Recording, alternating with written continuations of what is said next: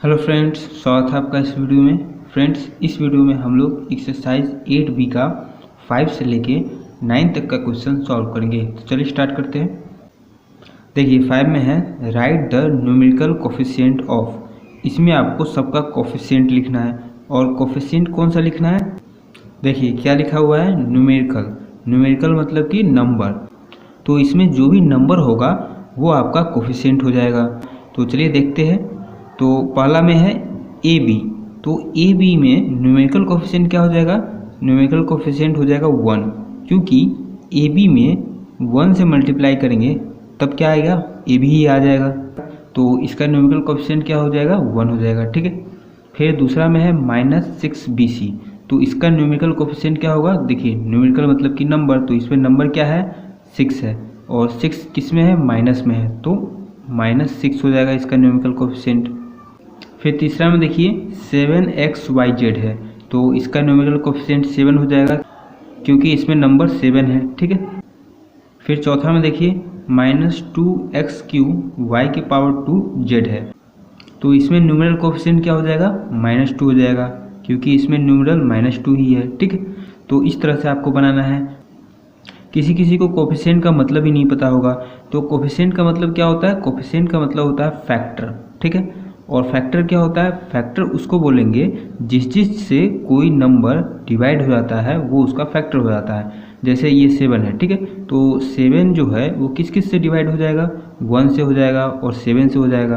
तो 1 और 7 जो है वो 7 का फैक्टर हो गया। तो कोफिशिएंट होता है फैक्टर।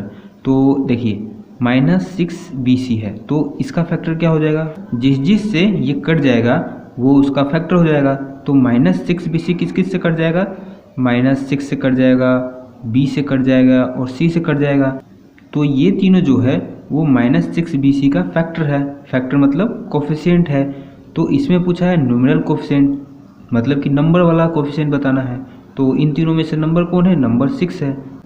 और 6 जो है वो माइनस में है, तो -6 इसका न्यूमेरिकल कोफिशिएंट हो गया। ठीक है। तो ये आपको समझ में आ गया कि न्यूमेरिकल कोफिशिएंट कैसे बना रहे हैं। अब 6 क्वेश्चन देखते हैं। Right the constant term of. इसमें आपको कांस्टेंट टर्म बताना है।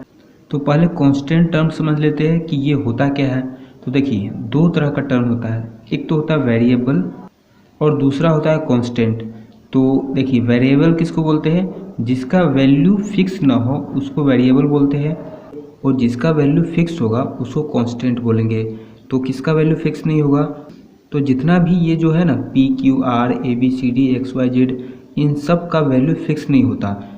इनके जगह पर कोई दूसरा भी अल्फ़ाबेट रख सकते हैं। ठीक है। लेकिन ये जो कांस्टेंट है 8, इसके जगह पर कुछ और रख देंगे तो गलत ही हो जाएगा, क्योंकि देखिए 8 को 8 ही बोलेंगे, 9 तो नहीं बोल सकते। ठीक है। और 8 का जो वैल्यू है वही वैल्यू 9 का तो नहीं होगा, मतलब कि इसका वैल्यू फिक्स है, ये कांस्टेंट है, इसको बदला नहीं जा सकता। लेकिन यहाँ पर x लिखा हुआ है, 5x है, तो x की जगह पर अगर y लिख देते हैं या फिर z लिख देते हैं तो भी कोई फ़र्क नहीं पड़ने वाला है। तो इसको बोलेंगे वेरिएबल, और जिसका वैल्यू फिक्स होता है उसको बोलते हैं कांस्टेंट। तो इसमें कांस्टेंट टर्म बोला हुआ है, तो कांस्टेंट टर्म क्या हो जाएगा? 8 हो जाएगा। इसमें कांस्टेंट हो जाएगा 9। ठीक है। फिर इसमें देखिए इसमें तो वेरिएबल लगा हुआ है, इसमें भी वेरिएबल है, तो ये सब तो होगा नहीं। तो 3/5 ये आपका कांस्टेंट हो जाएगा। फिर इसमें 8/3 हो जाएगा कांस्टेंट टर्म। फिर 7 देखिए identify the monomials, binomials and trinomials in the following. इसमें आपको मोनोमियल, बाइनोमियल और ट्राइनोमियल पहचानना है। तो मोनोमियल किसको बोलते हैं? जिसमें एक टर्म होगा। ठीक है। एक टर्म होगा उसको बोलेंगे मोनोमियल। बाई मतलब कि 2, तो जिसमें 2 टर्म होगा उसको बाइनोमियल बोलेंगे। और ट्राई मतलब क्या होता है? 3, तो जिसमें 3 टर्म होगा उसको ट्राइनोमियल बोलेंगे। तो चलिए देखते हैं। देखिए -2XYZ है, तो इसमें एक टर्म है, तो ये हो जाएगा मोनोमियल। ठीक है। एक ही टर्म है इसमें। फिर इसमें देखिए इसमें 2 टर्म है, क्योंकि देखिए 5 एक टर्म हो गया, फिर प्लस, और ये 7x⁻Q y⁻Q z⁻Q ये एक टर्म हो गया। तो इसमें टोटल 2 टर्म हो गए, तो ये हो जाएगा बाइनोमियल। फिर इसमें एक ही टर्म है, तो ये हो जाएगा मोनोमियल। फिर इसमें 3 टर्म है ए बी और -2c, तो ये हो जाएगा ट्राइनोमियल। फिर इसमें भी 3 टर्म है तो ये भी हो जाएगा ट्राइनोमियल। इसमें एक टर्म है तो ये हो जाएगा मोनोमियल। फिर इसमें देखिए ये है आपका, इसमें आपका 4 टर्म है तो ये कुछ भी नहीं होगा क्योंकि इसमें ऑप्शन बस 3 तक ही दिया हुआ है और इसमें 4 टर्म है तो इन तीनों में से ये कुछ भी नहीं होगा, तो यहाँ नन हो जाएगा। फिर इसमें एक टर्म है तो ये मोनोमियल हो जाएगा और इसमें 2 टर्म है तो ये बाइनोमियल हो जाएगा, ठीक है। फिर 8 में देखिए right all the terms of the algebraic expression, इसमें आपको सभी टर्म को लिखना है। तो सभी टर्म इसमें क्या क्या हो जाएगा देखिए, पहला में है 4x की पावर 5, एक तो ये टर्म हो जाएगा। फिर दूसरा टर्म -6y की पावर 4 ये हो जाएगा। फिर तीसरा टर्म 7x की पावर 2y ये हो जाएगा। फिर चौथा टर्म -9 हो जाएगा। फिर इसमें पहला टर्म हो जाएगा 9x का पावर q, फिर ये हो जाएगा -5z के पावर 4, फिर हो जाएगा 7x के पावर qy, फिर हो जाएगा -xyz। तो ये सभी इन सब का टर्म हो गया, ठीक है। फिर है identify the like terms in the following, तो इसमें आपको लाइक टर्म पहचानना है। तो लाइक टर्म कैसे पहचानते हैं, देखिए इसका रूल होता है कि जिसका भी लिटरल फैक्टर सेम होगा वो लाइक टर्म कहलाएगा। तो लिटरल टर्म सेम होना चाहिए। लिटरल टर्म मतलब क्या होता है, वेरिएबल टर्म, और वेरिएबल मतलब क्या होता है, जिसका वैल्यू फिक्स ना हो। अगर वो वाला फैक्टर सेम होगा तो उसको लाइक टर्म बोलेंगे। तो देखिए पहला है ए स्क्वायर, तो ये कौन सा टर्म हो गया, ये हो गया वेरिएबल टर्म, इसी को बोलते हैं लिटरल टर्म। तो ये वाला जो टर्म है फैक्टर वो सेम होना चाहिए। तो ऐसा ए की पावर 2 और किस में है, इसमें नहीं है।